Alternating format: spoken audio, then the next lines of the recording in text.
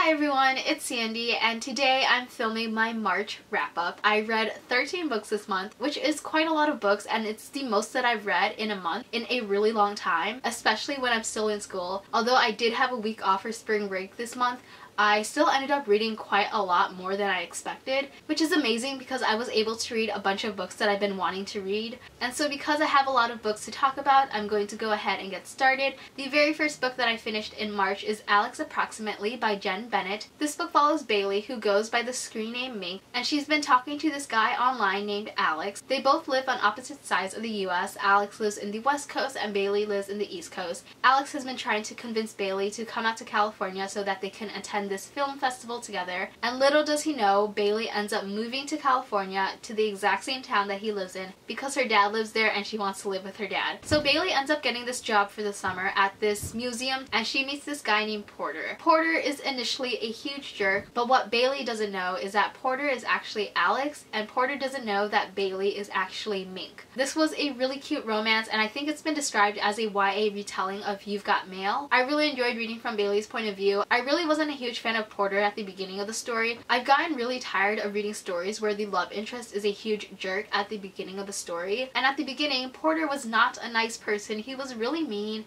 He humiliated Bailey and I didn't like reading about that. And obviously with stories where the love interest is a huge jerk at the beginning, readers soon find out that that's not who they are. And so once that jerk facade went away, I did grow to like Porter as a character. And while I do love hate to love romances, I'm just really tired of reading stories where the character is just a huge jerk at the beginning. So that's one reason that took a little bit of my enjoyment away from the story. I do like how the author incorporates issues that teens face today. For example, teens have sex and that's brought up in the story. And Bailey's parents are divorced and we see her dealing with that throughout the story. And although it's not explicitly stated, there are a bit of mental health issues brought up in the novel. I did really enjoy the romance between Porter and Bailey, but once we got to the point where these two characters are figuring out who they actually are online, there was just so much miscommunication and a little bit of drama surrounding this whole thing, and I really didn't like reading that. I felt like the characters just needed to talk to each other but they weren't talking to each other and it was just really frustrating. But other than that, I did really enjoy the story and I ended up rating it a 4 out of 5 stars. The next 4 books that I'm going to talk about are books that I read during my spring break where I participated in 2 different readathons. The first one is Readathon by Zoe and the second one is Readorama. Readathon by Zoe was pretty much a fail for me, but I did end up doing a lot of reading throughout the rest of the week, and I actually do have a spring break reading vlog, so if you're interested in hearing more of my thoughts on these books as I was reading them, then definitely check out that video. I will link it down below. The first book that I finished during spring break is Dear Martin by Nick Stone. At the beginning of the story, we have Justice who's trying to help his drunk ex-girlfriend, and he ends up being stopped by a police officer and put in handcuffs. And after that incident, he begins writing letters to Martin Luther King Jr. And then later on, we have a scene of Martin and his best friend going for a drive. They're playing really loud music, which brings the attention of an off-duty police officer. And during that scene, the police officer fires his gun and his best friend ends up being killed. This book was just an incredible story discussing police brutality and racism. This story is so relevant to our world today. It's just amazing. And I think everyone needs to read this book. It's also really short and you'll get through it super fast, I promise. One thing that I do have to say is that the dialogue is written kind of strangely, and I don't know if it's because I'm reading an ARC version of the book. So basically there are scenes that takes place in a debate class, and in those scenes the dialogue is written in a script-like manner. So we'll have a character name listed, the things that character says, and then another character name, and then the things that character says. Then we'll have scenes that take place outside of debate class, and we'll still have that script-like dialogue that pops up pretty randomly, and then it'll immediately switch to traditional dialogue in quotations, and I'll do that within a few sentences. But that didn't take away any of my feelings towards this book. I think this is a really powerful story and everyone needs to read it. As you can probably guess, I ended up rating this book a 5 out of 5 stars. The next book that I finished is actually a graphic novel, and it's Spinning by Tillie Walden. This is actually a graphic memoir. This story revolves around ice skating and it includes a bunch of different themes. When I was younger, I actually took ice skating lessons for a couple years, and reading this graphic novel just made me nostalgic. I don't read a lot of graphic novels. This is actually the first graphic novel that I've picked up in years. I enjoy the overall art style. It uses different shades of pink and purple. The author includes different issues in this book such as bullying,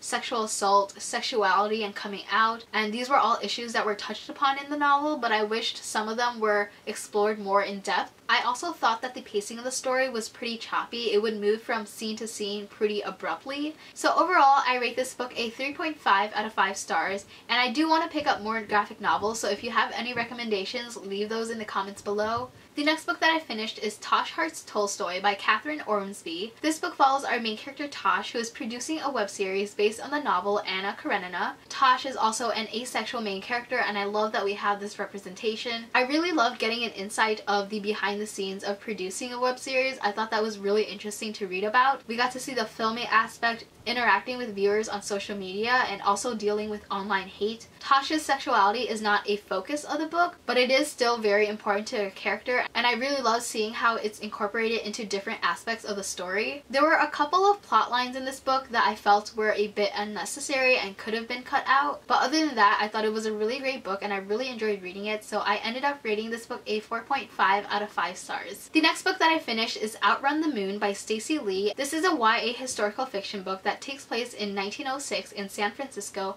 following Mercy Wong, who is a Chinese-American teen living in Chinatown. Mercy is determined to continue her education at this school for girls, which is pretty much restricted for wealthy white people. She does end up getting into the school, and it follows her journey after that. This is a book where I saw myself represented in more than in any of the other books that I've read. The main character is Chinese-American, and she also speaks Cantonese, which is a language that I speak at home. There are also a handful of Cantonese words that are interwoven throughout the novel, and I really loved seeing that. I actually listened to the audiobook version, so hearing those Cantonese words just made me really happy. I loved Mercy's character. She's independent, intelligent, selfless, caring, and she stands up for what she believes in. She stands up for her friends. She goes after what she wants despite the oppression that she faces, and she doesn't let anything get in her way. I just felt so empowered by her character. I also love the inclusion of female friendships in this book. I thought it was well written, and I loved seeing how it developed. The author also touches on racial inequality and gender inequality in this book, and there's a major event that occurs in this book that's actually based on an actual historical event. We see people from different backgrounds coming together during difficult times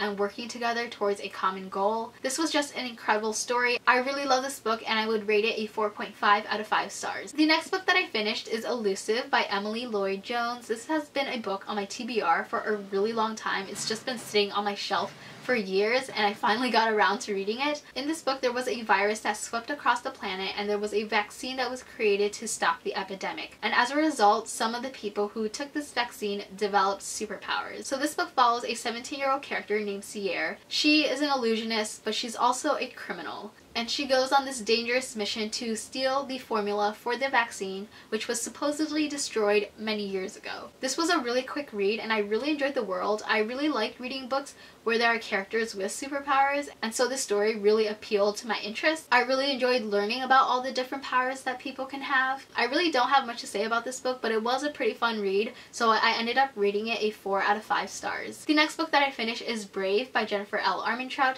This is the third and final book in a Wicked trilogy. The first book is called Wicked, and this whole series is like a new adult paranormal / supernatural series. The whole series does revolve around fae. I didn't enjoy this book as much as I did with the first 2 books, so my camera died, so I had to go charge it for a few hours, but now I'm back, and I apologize if there's a slight change in the camera angle and the lighting. But anyways, I was talking about Brave. I did really enjoy seeing Ivy's character growth throughout the entire trilogy and seeing her relationship with Ren develop. In this book, Ivy is coming to terms with everything that has happened in the previous books, and I think it's really important that Jennifer L. Armentrout showed that. The ending of this book does tie things up, but it also leaves room for more, and I'm still unsure how I feel about that. I heard that there is going to be a spin-off novella, and I'm not sure how the ending of this book is going to tie in with this spin-off novella, but overall I do think the ending is pretty satisfying. I ended up rating this book a 3.5 out of 5 stars. The next book that I read is Immortal Reign by Morgan Rhodes. This is the 6th and final book in the Fallen Kingdom series. I can't believe that this is the end of the Fallen Kingdom series. I feel like I've been through so much with all the different characters, but to be honest, I thought this book overall was pretty anticlimactic. I just thought that it wasn't as exciting or action-packed as the previous books. I do love that we see all the characters coming together and all these different plot lines have converged into one giant one. I thought the story wrapped up really nicely and I'm pretty happy with how it ended. I ended up rating this book a 4 out of 5 stars. The next book that I finished is one that I read for class and I'm not going to go into depth about it, but it is Nightwood by Djuna. I read this book for my English class and I really liked the avant-garde feminist aspects of it. There are female/female relationships depicted in this book. There's even a transgender main character, but unfortunately I just wasn't a fan of the writing. The writing kind of reads like poetry, but it's also like super confusing at times and it's really hard for me to follow. So unfortunately this was a book that I didn't end up enjoying very much. Although I wasn't a fan of this book, if you are interested in it then definitely check it out. The next book that I finished is Saints and Misfits by S.K. Ali. I also listened to this book on audio. This book follows Jenn, who is an Arab Indian American hijabi teenager. It follows her as she goes through high school, but a reoccurring theme in the novel revolves around her dealing with the aftermath of an attempted rape by another Muslim boy who everyone else thinks is a saint and could do no wrong. I really enjoyed seeing the focus on Jenn and her Muslim community. I also really love seeing her relationship with her brother, and since I'm not an Own Voices reader, I wanted to highlight an Own Voices review on this book. Pretty much everything the reviewer said is what I feel about the book, so if you're interested in checking out that review, I will leave it linked down below. So even though I can't speak about the representation and portrayal of Islam, I did really enjoy learning more about Islamic laws and beliefs throughout this novel. One thing about this book that I really struggled with, which led to a lower rating,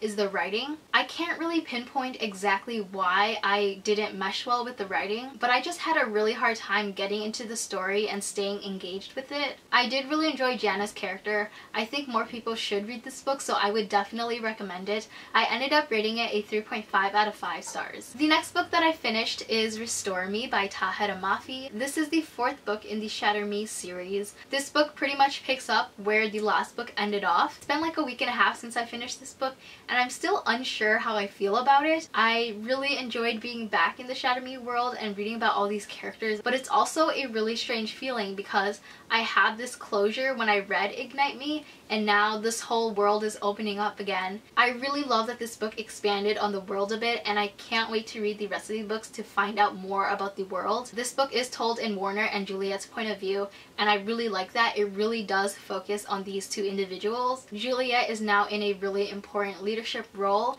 and I enjoyed seeing her struggle with that. I feel like that's something in YA books that's not really portrayed very much, so it was pretty refreshing to read about Juliet and her struggles with this new role that she has. I also really loved learning more about Juliet's past. There are some new characters introduced in this book and one of these characters is another girl. I remember a couple months before Restore Me was released, Tahereh Mafi did a Q&A and she says that there is going to be a female friendship in this book, but when I went into this book I completely forgot about that. So when this female character was introduced, I was so suspicious of her. I felt like she's going to backstab Juliet, and so the entire time I was unable to fully appreciate this friendship. It was only after finishing this book that I realized that this character is going to be a really close friend to Juliet, and so I do look forward to seeing that friendship development in the next 2 books. I also really liked how some parts of this book is written in a very poetic style. Also, let's take a moment to talk about the ending. If you've read this book, you know, because there's pretty much no other way for me to describe that ending but saying that I was shook after reading it. I did end up rating this book a 3.5 out of 5 stars. The next book that I finished is Obsidio by Amie Kaufman and Kristoff. This is the 3rd and final book in the Illuminate files. I was really excited to go into this book because this book has been long awaited. This was a really satisfying conclusion. The ending was just a roller coaster of emotions. While I love the first 2 books, this book unfortunately didn't hook me the way the first 2 books did. To be honest, I just didn't care about the 2 main characters that are introduced. If you didn't know, each book is a companion novel, but we do still get to see characters from previous books throughout these books. But I thought that these 2 new characters were just boring to read. Didn't really love them very much. I did like Asha's character more than I liked Reese's character, and I am really glad that we got to see a lot of the main characters from the previous books. I also felt like that there were a lot of surveillance footage in this book. This entire trilogy is told in case files, IMs, emails, and so on, and I felt like this book relied heavily on surveillance footage, and because of that I did get tired of reading some of these footage a lot, although I do love that it was revealed who has been transcribing all this footage. But overall, I didn't love this book as as much as I did with the first 2 books, so I ended up rating it a 4 out of 5 stars. And the last book that I read in March is actually a book that I haven't finished yet as I'm filming, but I'm filming this video a day early, so I know for sure that I will definitely be finishing this book before March ends. And that book is The Sword of Summer by Riordan. This is the first book in the Magnus Chase series. I'm also listening to this book on audiobook, and I think it's super fun. I really like the narration.